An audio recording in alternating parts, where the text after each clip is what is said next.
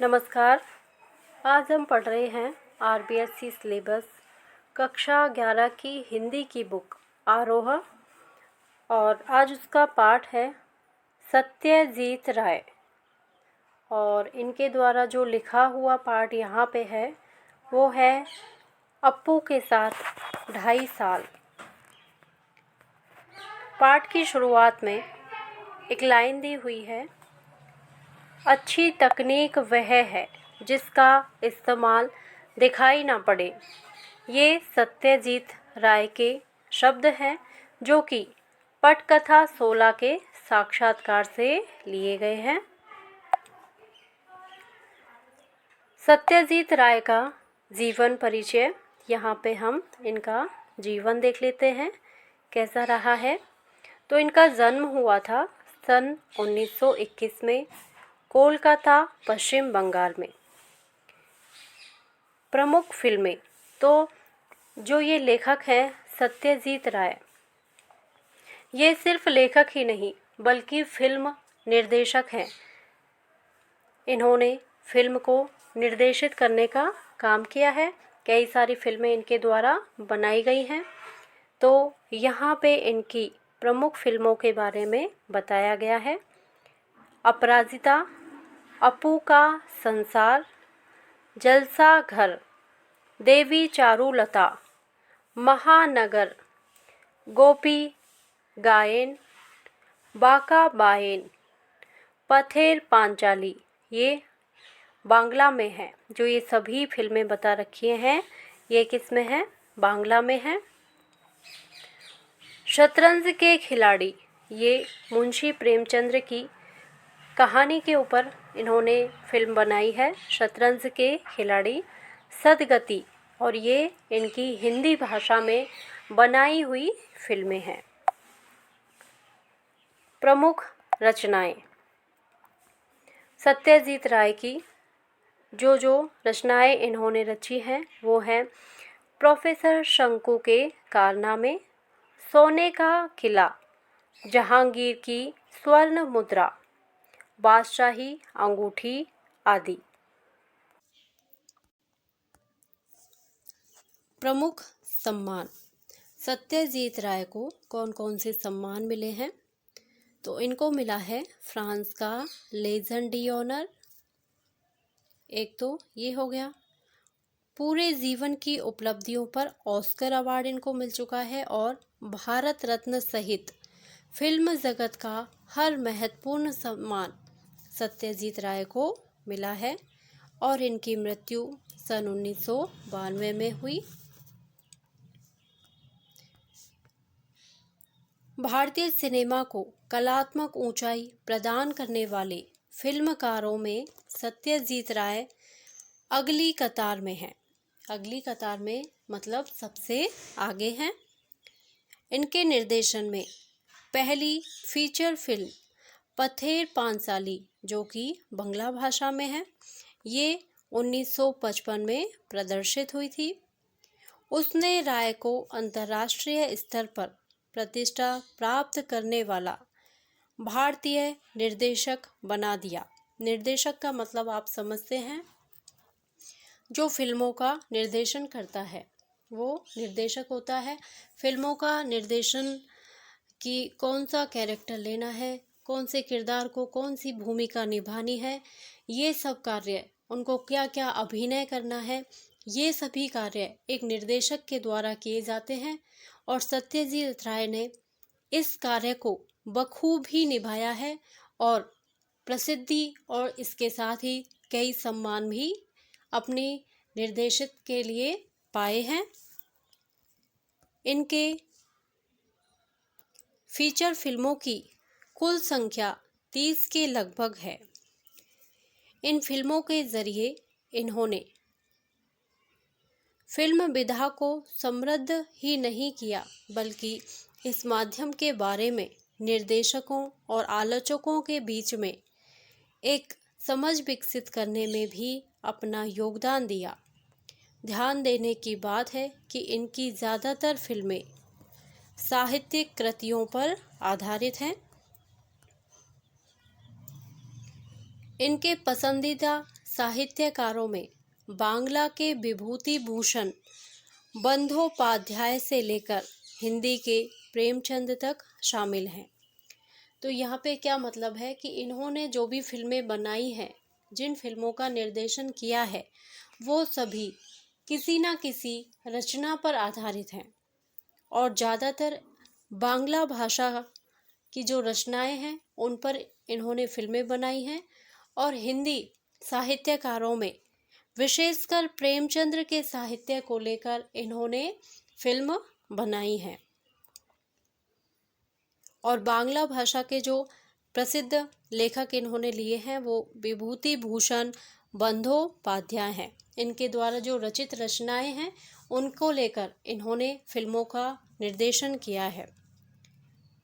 फिल्मों के पटकथा लेखन, संगीत संयोजन एवं निर्देशन के अलावा राय ने बांग्ला में बच्चों एवं किशोरों के लिए लेखन का काम भी बहुत ही संजीदगी के साथ किया है। इनकी लिखी कहानियों में जासूसी रोमांच, बच्चों को कौन सी कहानियाँ पढ़ना पसंद होती हैं, कौन से लेख पढ़ना पसंद होते हैं, ज़्यादातर जासूसी या फिर कुछ रहस्य हो, जादू भरी बातें हों उसमें, तो ये चीज़ें बच्चों को ज़्यादा पढ़ना पसंद होती हैं।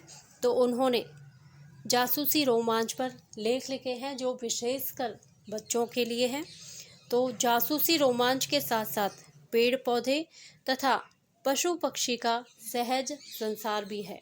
यानी उनके द्वारा जो लेख लिखे गए हैं, कहानियाँ लिखी गई हैं, उनमें जो विषय है वो जासूसी रोमांच से संबंधित और पेड़ पौधे व पशु पक्षियों से संबंधित लेख लिखे गए हैं।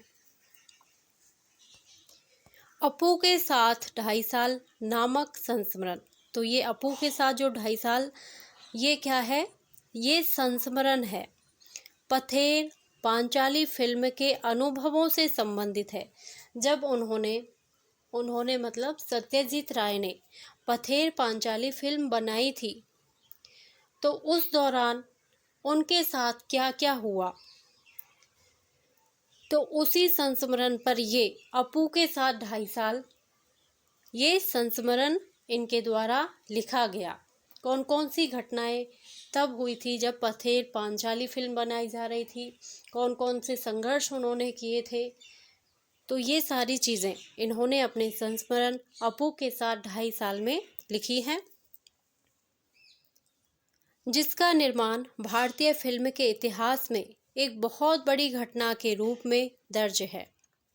इससे फिल्म के सृजन और उसके व्याकरण से संबंधित कई बारीकियों का पता चलता है। यही नहीं, जो फिल्मी दुनिया हमें अपने ग्लैमर से चुंधियाती हुई जान पड़ती है, उसका एक ऐसा सच हमारे सामने आता है। हम क्या करते हैं, फिल्म देखने जाते हैं तो हम क्या समझते हैं कि वाह बहुत अच्छी फिल्म है, और हमें ऐसा लगता है कि ये फटाफट से बन गई होगी। सारे कैरेक्टर इतने अनुभवी होते हैं और वो अपने किरदारों को इस तरह निभाते हैं कि हमें वो वास्तविक लगने लगते हैं। लेकिन उनके पीछे क्या सच होता है, वो किन किन परेशानियों से, किन किन समस्याओं से वो जूझते हैं, कैसे तो वो डायलॉग याद करते होंगे, कैसे वो अभिनय करते होंगे, सारा फिल्मांकन कैसे किया जाता होगा, ये सारी समस्याएं इस संस्मरण में बताई गई हैं। जितना हम लोग सरल समझते हैं कि फिल्म हम देख रहे हैं कि 3 घंटे में या 2 घंटे में वो पूरी हो गई है, उसके बनाने के पीछे कितना समय लगता है। तो इन चीज़ों को, ऐसी छोटी छोटी चीज़ों को इस संस्मरण में बताया गया है, जिसमें साधनहीनता के बीच अपनी कला दृष्टि को साकार करने का संघर्ष भी है। साधनहीनता यानी कि उस फिल्म को बनाने के लिए कौन कौन से साधन लगाए गए, कितने लोग लगे होंगे, कितने मजदूर लगे होंगे, कौन कौन से सेट बनाए गए होंगे, तो ये सभी क्या हुए, साधन, और उनको जुटाना कितनी बड़ी समस्या होती होगी। तो साधनहीनता के बीच अपनी कला दृष्टि को साकार करने का संघर्ष भी है। तो ये चीज़ें इसमें इस संस्मरण में बताई गई हैं। इस पाठ का भाषांतर बंगला मूल से विलास गीते ने किया है। तो ये जो संस्मरण है मूल रूप से बंगला भाषा में लिखा गया है, जिसका भाषांतर यानी कि हिंदी में रूपांतर किया गया है विलास गीते के द्वारा। किसी फिल्मकार के लिए उसकी पहली फिल्म एक अबूझ पहेली होती है। बनने या ना बन पाने की अमूर्त शंकाओं से घिरी हुई। यानी कि कोई भी फिल्म बनाने वाला या उसको निर्देशित करने वाला, उसमें पैसे लगाने वाला एक फिल्म बनाने शुरू कर देता है, लेकिन उसे पता नहीं होता कि ये पूरी हो पाएगी कि नहीं हो पाएगी, बीच में क्या होगा क्या नहीं होगा, और कितने सालों में जाके ये फिल्म बनेगी। ये सारी शंकाएं, ये सारी समस्याएं उसके साथ होती हैं। फिल्म पूरी होती है तो फिल्मकार जन्म लेता है। अपनी पहली फिल्म की रचना के दौरान हर फिल्मकार का अनुभव संसार इतना रोमांचकारी होता है कि वह उसके जीवन में बचपन की स्मृतियों की तरह हमेशा जीवंत बना रहता है। इस अनुभव संसार में दाखिल होना उस बेहतरीन फिल्म से गुजरने से कम नहीं है। तो अब शुरू हो गया हमारा पाठ, अपू के साथ 2.5 साल। तो इस पाठ के बारे में मैं थोड़ा सा आपको यूं ही बता देती हूँ। अपू के साथ 2.5 साल, जब सत्यजीत राय अपनी फिल्म पथेर पांचाली बना रहे थे,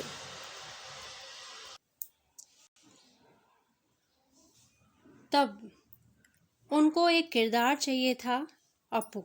उस किरदार का नाम था अपू। अपू के लिए वो एक बच्चे की तलाश कर रहे थे जो 6-7 वर्ष का हो।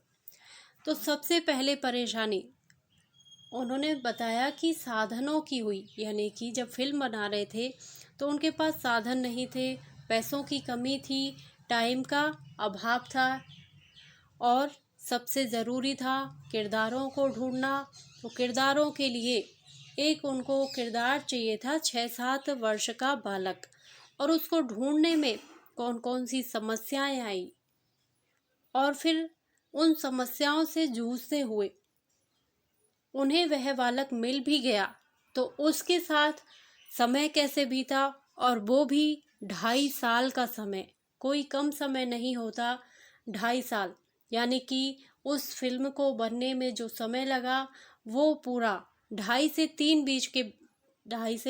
3 साल के बीच में लगा होगा।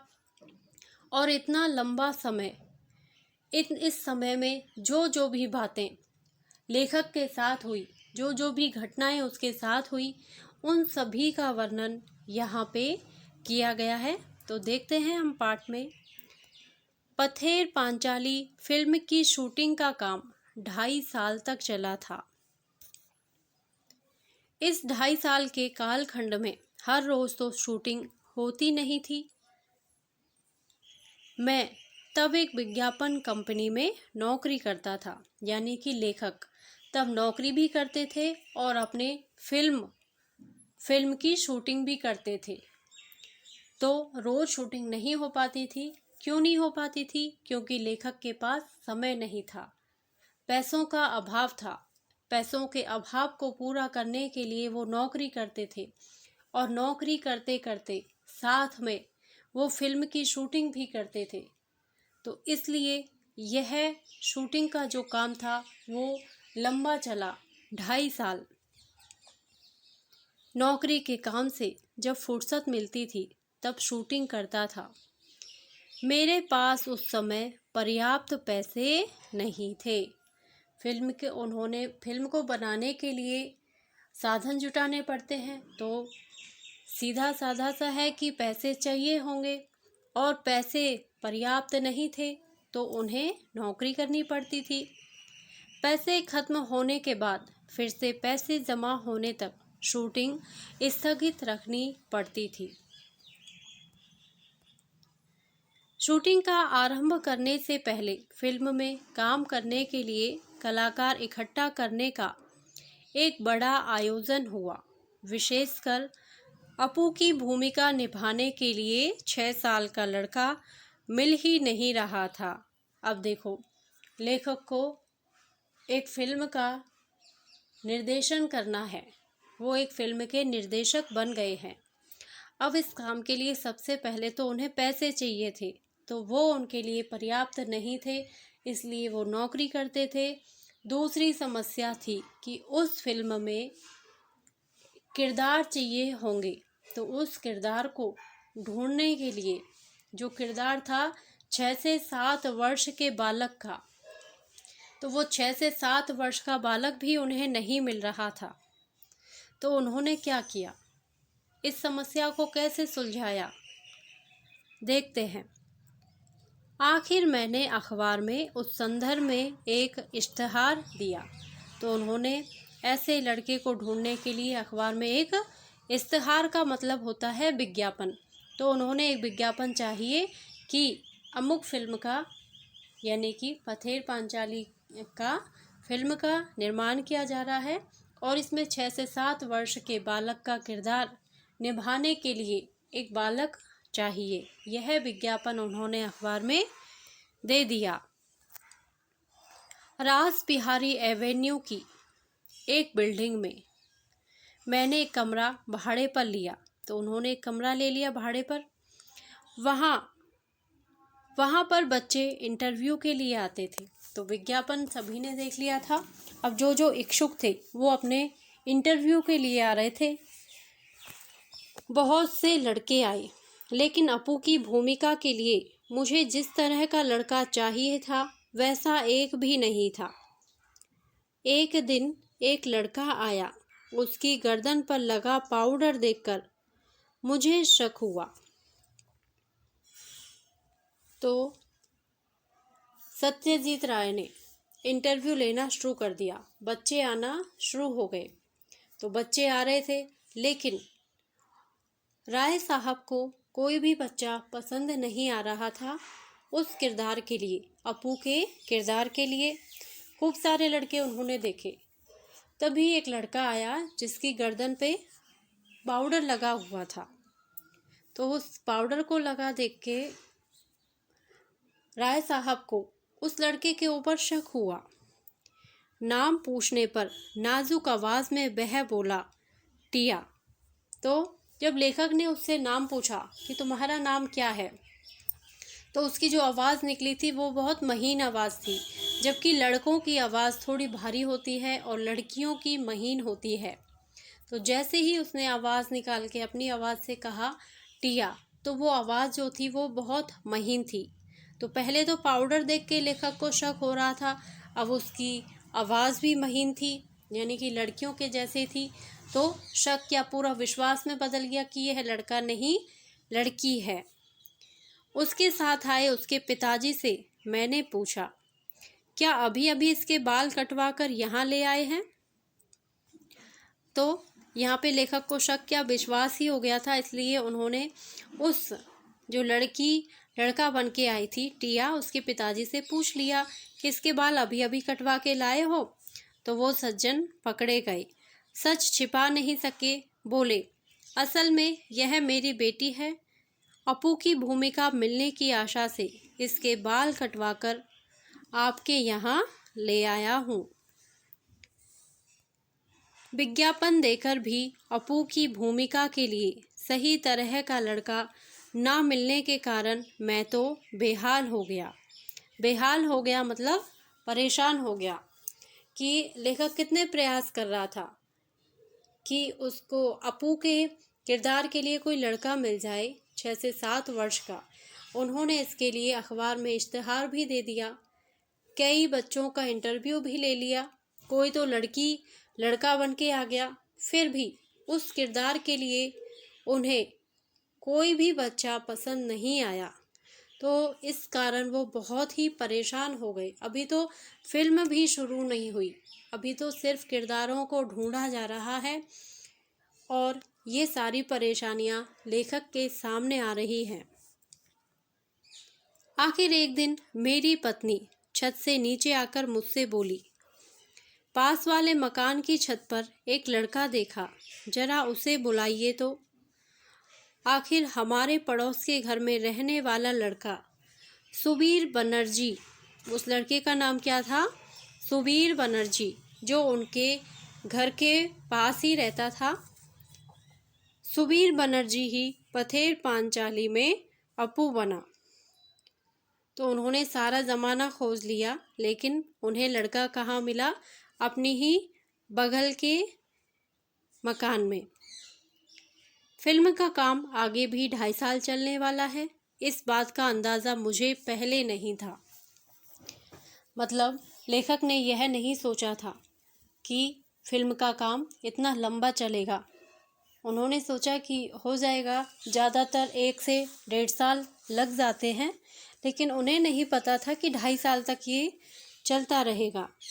इसलिए जैसे जैसे दिन बीतने लगे वैसे वैसे मुझे डर लगने लगा। अपू और दुर्गा की भूमिका निभाने वाले बच्चे अगर ज़्यादा बड़े हो गए तो फिल्म में वह दिखाई देगा। लेखक को किस बात की चिंता हो रही थी कि ये 2.5 साल तक ऐसे ही फिल्म चलती रही तो ये बच्चे तो बड़े होंगे और बच्चों की उम्र में फिल्म के अंतर्गत डिफरेंस दिखेगा, अंतर दिखेगा।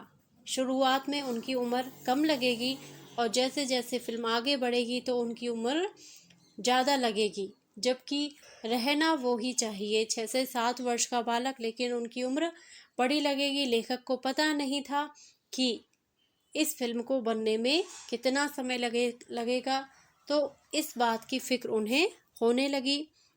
लेकिन मेरी खुशकिस्मती से उस उम्र में बच्चे जितने बढ़ते हैं उतने अपू और दुर्गा की भूमिका निभाने वाले बच्चे नहीं बढ़े। तो यहाँ पे लेखक को बहुत अच्छा लगा कि उन्होंने सोचा था कि ये बच्चे बड़े लगने लगेंगे फिल्म के अंदर, लेकिन ऐसा नहीं हुआ। इंदिरा ठाकरून की भूमिका निभाने वाली 80 साल उम्र की चुन्नी बाला देवी 2.5 साल तक काम कर सकी, यह भी मेरे सौभाग्य की बात थी। तो लेखक इसको भी बड़ी सौभाग्य की बात मानता है कि एक 80 साल उम्र की एक महिला उनकी फिल्म में काम कर रही थी, चुन्नी बाला देवी, और उनका किरदार था इंदिरा ठाकरून की भूमिका वो निभा रही थी।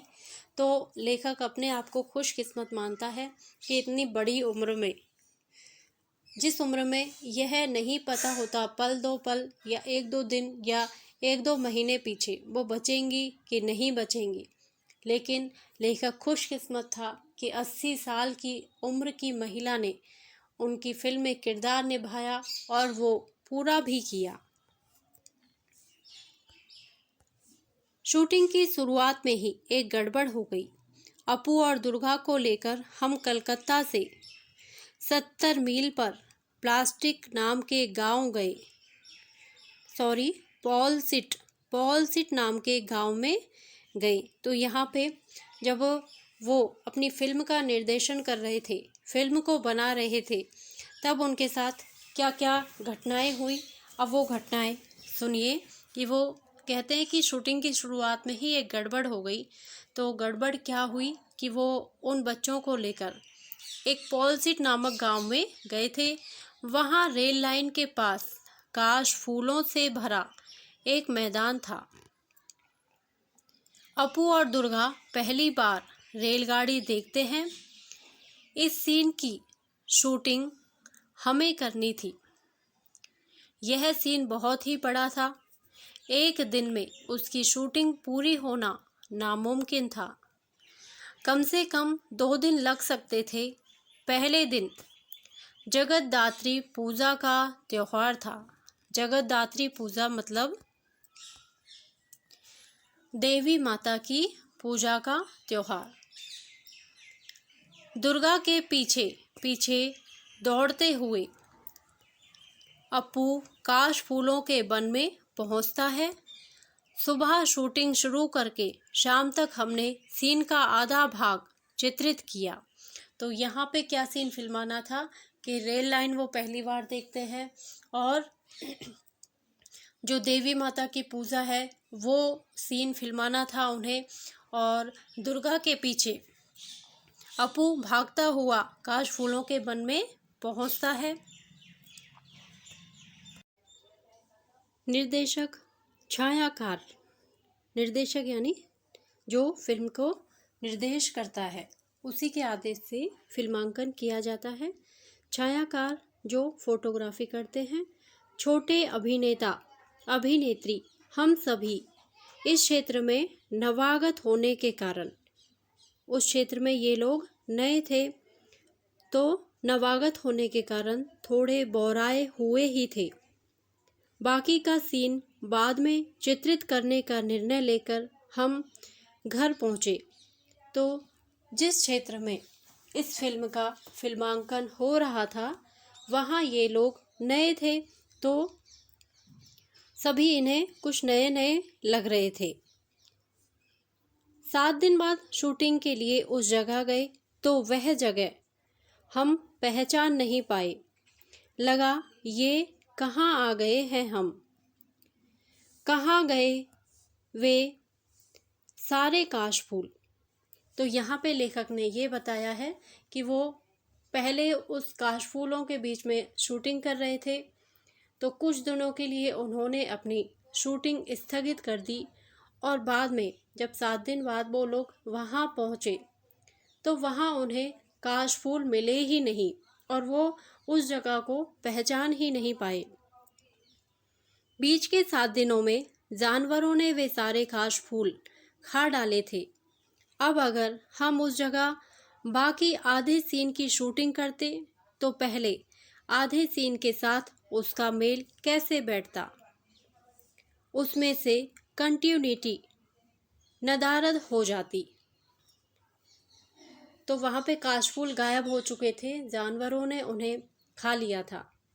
तो अब उस जगह यदि निर्देशक शूटिंग करते तो कैसे करते, क्योंकि जो सीन उन्हें लेना था उस दृश्य का कोई भी मेल पहले वाले सीन से नहीं बैठता। इसलिए वो क्या हो गए, उन्हें चिंता हो गई। उस सीन के बाकी अंश की शूटिंग हमने उसके अगले साल शरद ऋतु में जब फिर से वह मैदान काश फूलों से भर गया तब की। तो उन्हें कितने साल का इंतज़ार करना पड़ा, 1 साल, पूरे 1 साल का इंतज़ार करना पड़ा। तब जाके जब काशफूल, नए काशफूल वहाँ पे आए शरद ऋतु में, तब उन्होंने वहाँ पे शूटिंग की। उसी समय रेलगाड़ी के भी शॉट्स लिए, लेकिन रेलगाड़ी के इतने शॉट्स थे कि एक रेलगाड़ी से काम नहीं चला। एक के बाद एक 3 रेलगाड़ियों को हमने शूटिंग के लिए इस्तेमाल किया। सुबह से लेकर दोपहर तक कितनी रेलगाड़ियां उस लाइन पर से जाती हैं, यह पहले ही टाइम टेबल देखकर जान लिया था। हर एक ट्रेन एक ही दिशा से आने वाली थी। जिस स्टेशन से वे रेलगाड़ियां आने वाली थी उस स्टेशन पर हमारी टीम के अनिल बाबू थे। रेलगाड़ी स्टेशन से निकलते समय अनिल बाबू भी इंजन ड्राइवर की कैबिन में चढ़ जाते थे, क्योंकि गाड़ी के शूटिंग की जगह के पास आते ही वायलर में कोयला डालना ज़रूरी था ताकि काला धुआं निकले। तो उन्हें किसकी शूटिंग करनी थी, रेलगाड़ी की शूटिंग करनी थी। लेकिन समस्या क्या थी कि एक साथ एक ही सीन को एक रेलगाड़ी के साथ वो नहीं ले सकते थे। तो उस स्टेशन पर कई गाड़ियां आती थी, टाइम कई गाड़ियां आती थी। तो उनका एक आदमी था अनिल बाबू, वो दूसरे स्टेशन से रेलगाड़ी में चढ़ के आता था और जैसे ही वो शूटिंग वाले जगह पे पहुंचते थे तो वहाँ पे वो रेलगाड़ी में कोयले डालना, इंजन में कोयले डालना शुरू कर देते ताकि जो धुआं है वो ज़्यादा निकले, क्योंकि उन्हें निकलते हुए धुआं की शूटिंग करनी थी। सफ़ेद काश फूलों की पृष्ठभूमि पर अगर काला धुआं नहीं आया तो दृश्य कैसे अच्छा लगेगा। पथेर पांचाली फिल्म में जब यह सीन दिखाई देता है तब दर्शक पहचान नहीं पाते कि उस सीन में हमने 3 अलग अलग रेलगाड़ियों का इस्तेमाल किया है। तो यहाँ पे लेखक ने क्या बताया है कि कितने इंतज़ार के बाद उन्होंने शूटिंग की और फिर उनके सामने समस्या आई थी रेलगाड़ियों की, काले धुएं की और काश फूलों की पृष्ठभूमि में उस काले धुएं को उन्हें दिखाना था। तो कई रेलगाड़ियों के हेर फेर से बदल बदल के उन्होंने यह शूटिंग पूरी की थी। तब भी लेखक यह बताता है कि जब फिल्म पर्दे पर देखी गई तो दर्शकों बिल्कुल भी यह पहचान नहीं पाए कि यह सीन अलग अलग तरीके से अलग अलग रेलगाड़ियों के साथ किया गया है। आज के डीजल और बिजली पर चलने वाले इंजनों के युग में वह दृश्य उस प्रकार से हम चित्रित ना कर पाते। आर्थिक अभाव के कारण बहुत दिनों तक हमें अलग अलग समस्याओं से जूझना पड़ा। एक उदाहरण देता हूँ।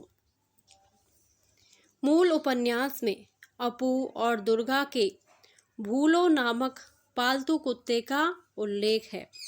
गांव से ही हमने एक कुत्ता प्राप्त किया और वह भी हमसे ठीक बर्ताव करने लगा। तो एक समस्या तो लेखक ने पहले ही बता दी कि पहले तो एक बच्चे की समस्या आई थी, फिर वो काशफूल थे, वहाँ शूटिंग करनी थी तो वो गायब हो गए थे। उसके लिए फिल्म को 1 साल के लिए आगे बढ़ा दिया गया। 1 साल बाद उन काश फूलों के बीच में जाकर पुनः उन्होंने शूटिंग की। फिर समस्या आई रेलगाड़ी की, धुएं की, तो किसी न किसी तरह उस समस्या को भी लेखक ने सुलझा लिया था। अब जो अगली समस्या आई है वो है एक कुत्ते की शूटिंग करनी थी उन्होंने, तो उस कुत्ते का नाम था भूलू। तो जानवर के साथ उन्होंने कैसे शूटिंग की, आगे यही बताने वाले हैं लेखक। फिल्म में एक दृश्य ऐसा है, अपू की माँ सर्वजया अपू को भात खिला रही है। भूलो कुत्ता दरवाजे के सामने आंगन में बैठकर अपू का भात खाना देख रहा है। अपू के हाथ में छोटे तीर कमान है। खाने में उसका पूरा ध्यान नहीं है। वह माँ की ओर पीठ करके बैठा हुआ है। वह तीर कमान खेलने के लिए उतावला है। अपू खाते ही कमान से तीर छोड़ता है। तो यहाँ पे कौन सा सीन फिल्माया जा रहा है कि अपू जो है वो खाना खा रहा है, उसकी माँ उसे भात खिला रही है और दरवाजे पर कुत्ता बैठा हुआ है, लेकिन अपू का ध्यान खाने में कम है और जो उसके हाथ में तीर कमान है उनसे खेलने में ज़्यादा है। तो अपू खाते खाते ही कमान से तीर छोड़ता है। उसके बाद खाना छोड़कर तीर वापस लाने के लिए जाता है। सर्वजया बाएं हाथ में वह थाली और दाहिने हाथ में निवाला लेकर बच्चे के पीछे दौड़ती है, लेकिन बच्चे के भाव देखकर जान जाती है कि वह अब कुछ नहीं खाएगा।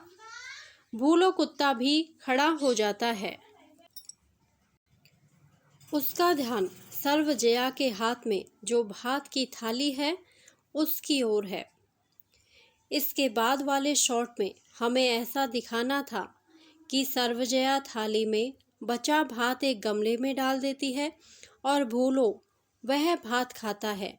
लेकिन यह शॉट हम उस दिन नहीं ले सके क्योंकि सूरज की रोशनी ख़त्म हुई और उसी के साथ हमारे पास जो पैसे थे वे भी ख़त्म हो गए। 6 महीने बाद फिर से पैसे इकट्ठा होने पर हम फिर बोडाल गांव में उस सीन का बाकी अंश चित्रित करने के लिए गए, लेकिन वहां जाने पर समाचार मिला कि भूलो कुत्ता अब इस दुनिया में नहीं है। अब क्या होगा? तो यहाँ पे भी लेखक के सामने समस्या आ गई। उस दिन जो कुत्ते के साथ उन्हें सीन फिल्माना था वो लोग नहीं फिल्मा पाए और उसके 6 महीने के बाद उन्होंने उस सीन को दोबारा फिल्माना चाहा, लेकिन जिस गांव में बोडाल गांव में वो वापस पहुंचे जिस गांव का वो कुत्ता था, लेकिन वहां जाने पर उन्हें पता चला कि वो कुत्ता ही मर चुका है। अब उन्हें फिर से चिंता हुई कि अब क्या होगा। खबर मिली कि भूलो जैसा दिखने वाला एक और कुत्ता गांव में है। अब लाओ पकड़ के उस कुत्ते को। सचमुच यह कुत्ता भूलो जैसा ही दिखता था। वह भूलों से बहुत ही मिलता जुलता था। उसके शरीर का रंग तो भूलों जैसा बादामी था ही, उसकी दुम का छोर भी भूलों के दुम की छोर जैसा ही सफ़ेद था। आखिर यह फेंका हुआ भात उसने खाया और हमारे उस दृश्य की शूटिंग पूरी हुई। फिल्म देखते समय यह बात किसी के भी ध्यान में नहीं आती कि एक ही सीन में हमने भूलों की भूमिका में दो अलग अलग कुत्तों से काम लिया है। और सिर्फ कुत्ते के संदर्भ में ही नहीं, आदमी के संदर्भ से भी ऐसी ही समस्या से पथेर पांचाली की शूटिंग के दौरान उलझना पड़ा था। श्रीनिवास नामक घूमते मिठाई वाले से मिठाई खरीदने के लिए अपू और दुर्गा के पास पैसे नहीं हैं। वे तो मिठाई खरीद नहीं सकते, इसलिए अपू और दुर्गा उस मिठाई वाले के पीछे पीछे मुखर्जी के घर के पास जाते हैं। मुखर्जी अमीर आदमी हैं, वे तो मिठाई ज़रूर खरीदेंगे और उनका मिठाई खरीदना देखने में ही अपू और दुर्गा की खुशी है। तो ये सीन लेखक को फिल्माना था कि कुत्ते की समस्या तो जैसे तैसे उन्होंने सुलझा ली, लेकिन अब समस्या आई व्यक्ति की। तो एक मिठाई वाले का सीन फिल्माना है। एक मिठाई वाला है श्रीनिवास, उस मिठाई वाले से दुर्गा और अपू मिठाई खरीदना चाहते हैं, लेकिन उनके पास पैसे नहीं हैं।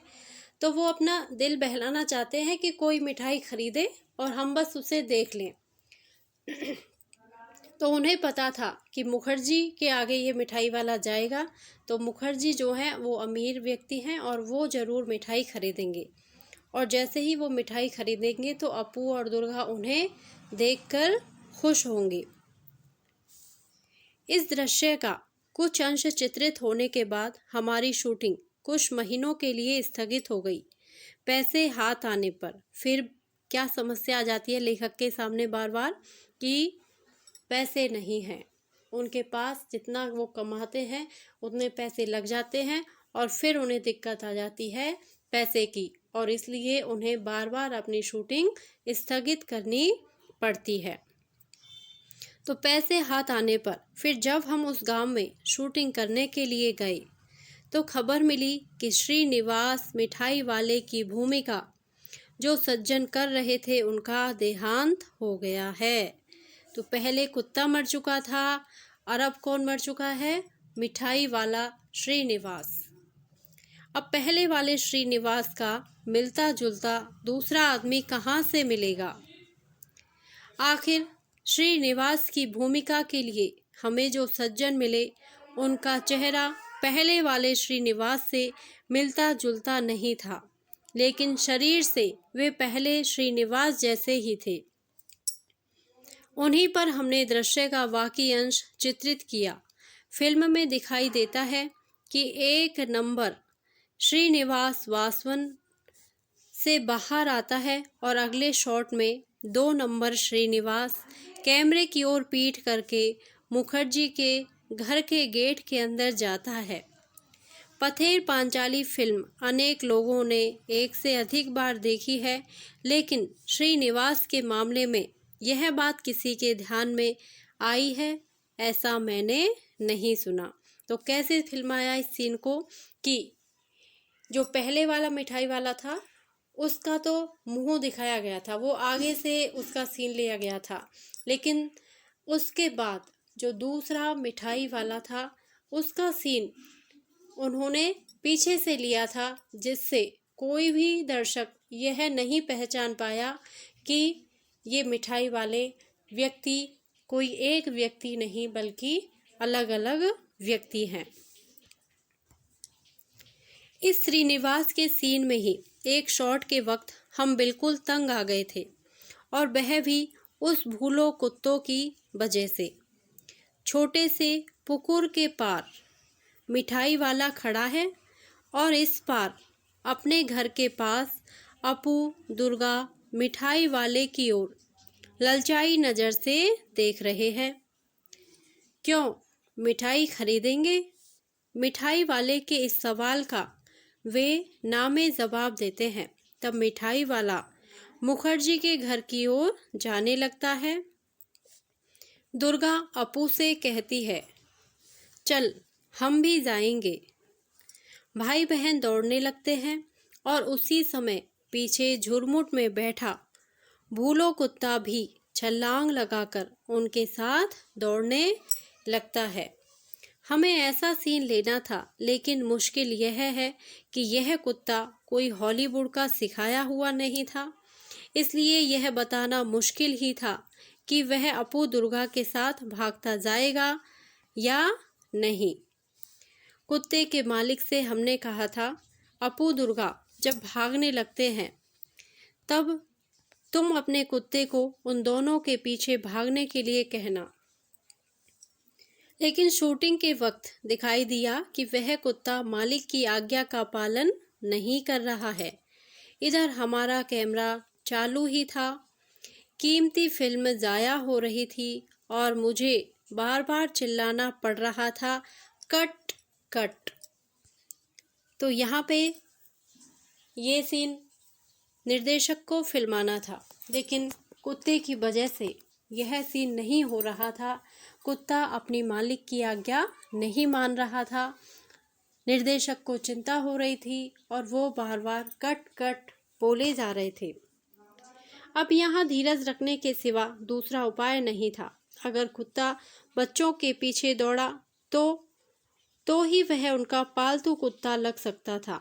आखिर मैंने दुर्गा से अपने हाथ में थोड़ी मिठाई छिपाने के लिए कहा, और वह कुत्ते को दिखाकर दौड़ने को कहा। इस बार कुत्ता उनके पीछे भागा, और हमें हमारी इच्छा के अनुसार शॉट मिला। पैसों की कमी के कारण ही बारिश का दृश्य चित्रित करने में बहुत मुश्किल आई थी। बरसात के दिन आए और गए, लेकिन हमारे पास पैसे नहीं थे, इस कारण शूटिंग बंद थी। आखिर जब हाथ में पैसे आए तब अक्टूबर का महीना शुरू हुआ। शरद ऋतु में निरभ्र आकाश के दिनों में भी शायद बरसात होगी, इस आशा से मैं अपू और दुर्गा की भूमिका करने वाले बच्चे, कैमरा और तकनीशियन को साथ लेकर हर रोज देहात में जाकर बैठा रहता था। आकाश में एक भी काला बादल दिखाई दिया तो मुझे लगता था कि बरसात होगी। मैं इच्छा करता वह बादल बहुत बड़ा हो जाए और बरसने लगे। आखिर एक दिन हुआ भी वैसा ही। यहाँ पे हमें लेखक के धैर्य और हिम्मत की दाद देनी पड़ेगी कि वास्तव में जब भी कोई काम शुरू किया जाता है तो उसको पूरा करने के लिए कितने धैर्य और साहस की ज़रूरत होती है, यह लेखक ने यहाँ पे बताया है। उन्होंने एक एक सीन के लिए, एक एक शॉट के लिए उन्हें कितना इंतज़ार करना पड़ा। कभी पैसों की किल्लत आती थी, कभी कुत्ते की वजह से, कभी मिठाई वाले की वजह से, कभी बच्चों की वजह से, कभी काशफूल और कभी बरसात की वजह से। कितनी ही दिक्कतें निर्देशक को यहाँ पे झेलनी पड़ी। शरद ऋतु में भी आसमान में बादल छाए और धुआंधार बारिश शुरू हुई। उसी बारिश में भीगकर दुर्गा भागती हुई आई और उसने पेड़ के नीचे भाई के पास आसरा लिया। भाई बहन एक दूसरे से चिपक कर बैठे। दुर्गा कहने लगी, नेबूर पाता करमचा, हे भ्रष्टि घरे जा। बरसात, ठंड। अपू का बदन खुला, प्लास्टिक के कपड़े से ढके कैमरे को आंख लगाकर देखा तो वह ठंड लगने के कारण सिहर रहा था। शॉट पूरा होने के बाद दूध में थोड़ी ब्रांडी मिलाकर दी और भाई बहन का शरीर गर्म किया। जिन्होंने पथेर पांचाली फिल्म देखी है वे जानते ही हैं कि वह शॉट बहुत अच्छा चित्रित हुआ है। शूटिंग की दृष्टि से गोपाल ग्राम की तुलना में बोड़ाल गांव हमें अधिक उपयुक्त लगा। तो लेखक को कौन सा गांव उपयुक्त लगा? बोड़ाल गांव, जहां पे उन्होंने कुत्ते के साथ शूटिंग की थी। अपू दुर्गा का घर, अपू का स्कूल, गांव के मैदान, खेत, पुकुर, आम के पेड़, बांस की झुरमुट, ये सभी बातें बोड़ाल गांव में और आसपास हमें मिली। अब उस गांव में बिजली आ गई है, पक्के घर, पक्के रास्ते बने हैं। उस जमाने में वे नहीं थे।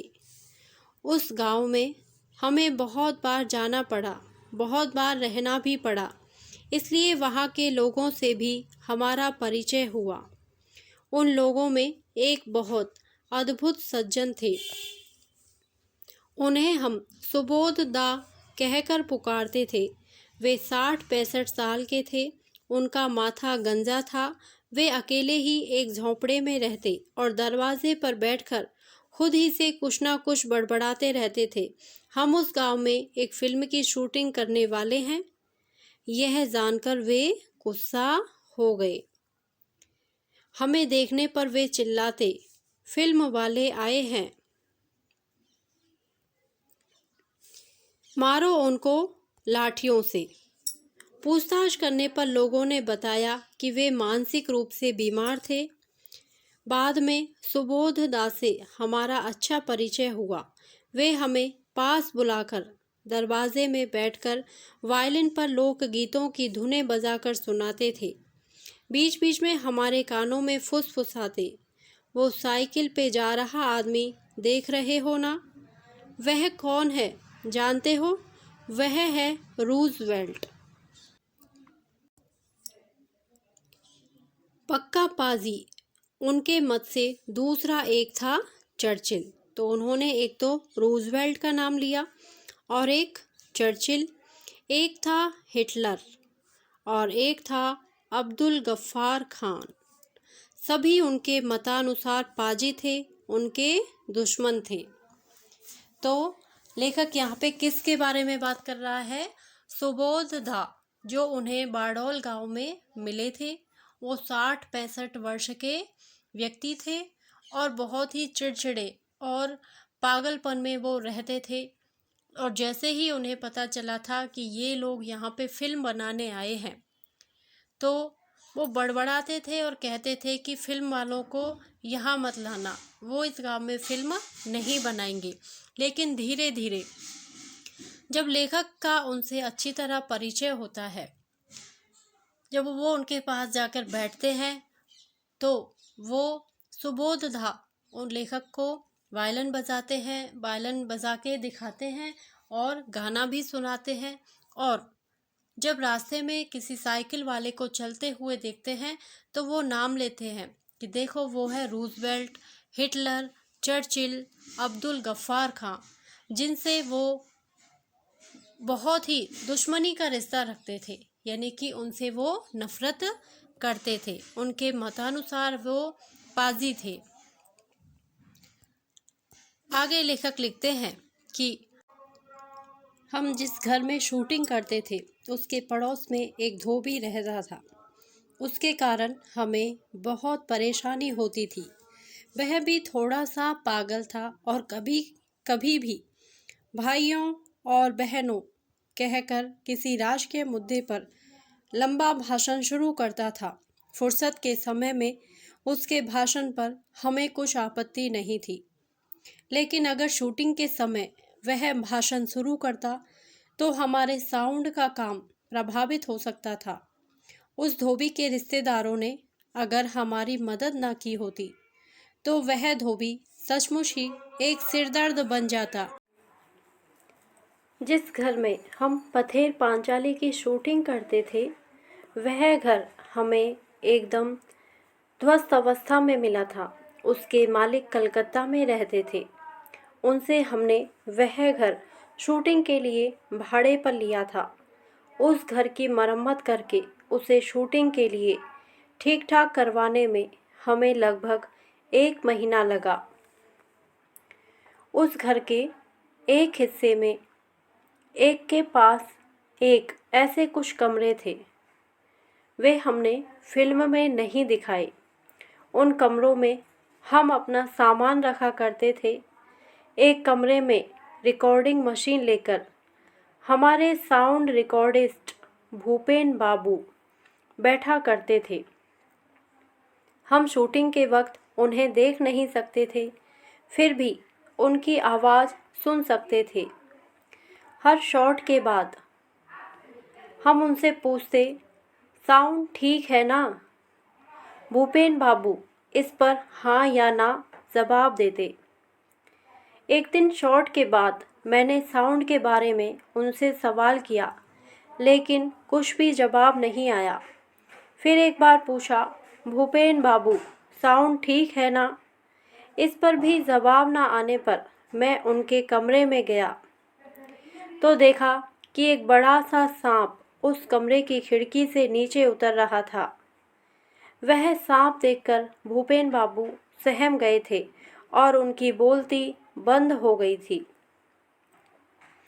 वह सांप हमने वहां आने पर कुछ ही दिनों के बाद देखा था। उसे मार डालने की इच्छा होने पर भी स्थानीय लोगों के मना करने के कारण हम उसे मार नहीं सके। वह वास्तु सर्प था और बहुत दिनों से वहाँ रह रहा था। तो इस तरह लेखक ने अपनी फिल्म की शूटिंग पूरी की, तरह तरह की मुसीबतों को झेलते हुए, और बहुत सारा टाइम, पर्याप्त टाइम नहीं था उनके पास, पैसे नहीं था उनके पास, फिर भी उन्होंने कई सारी दिक्कतों का सामना करते हुए अपनी फिल्म को पूरी किया। और इसी के बारे में उन्होंने यह संस्मरण लिखा है। और अब है अभ्यास प्रश्न।